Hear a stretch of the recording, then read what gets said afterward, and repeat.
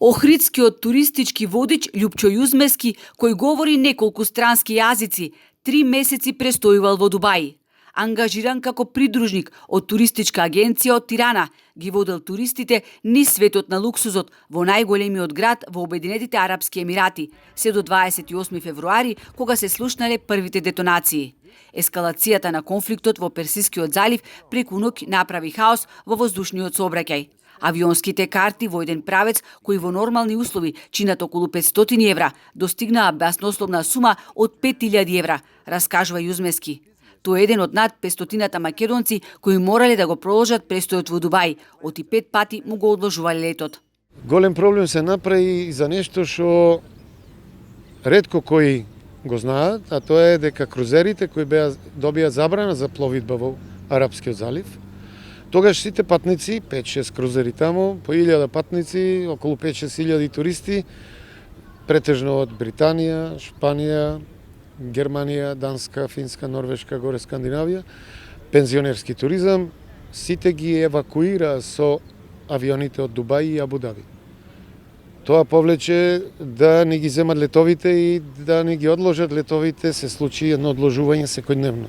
Во Дубај живеат многу македонци. Се работи за близу 4 милионски град во кој секојдневно има над 1 милион туристи, а ние се движевме по однапред определени траектории. Кога почнаа воздушните напади, преку социјалните мрежи почна интензивна комуникација помеѓу македонците. Се чувствував безбедно, вели Јузмески, бидејќи бев во дел од градот кој не е така близу до локациите кои беа погодени од остатоци од ракети и беспилотни летала. Таму ситуацијата и не беше наивна. Последната група туристи Јузмески ја испратил на 28 февруари, а туристите кои требало да стигнат наредниот ден ги откажале аранжманите. Има многу откажани аранжмани, веќе од 1 март немат групни патувања во Дубај, така да туризмот мислам дека до ова лето е завршена работа.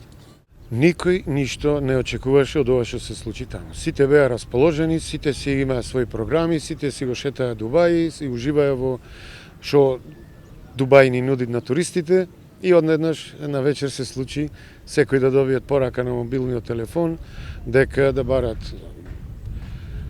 да се засолниште некое. За да покаже безбедност на нацијата и странските резиденти, кои сочинуваат околу 80% од населението, шеикот Мохамед Бил Рашид Ал Мактум, еден од најмокните луѓе на Блискиот Исток, се прошетал низ главниот трговски центар и мирно пиел чај.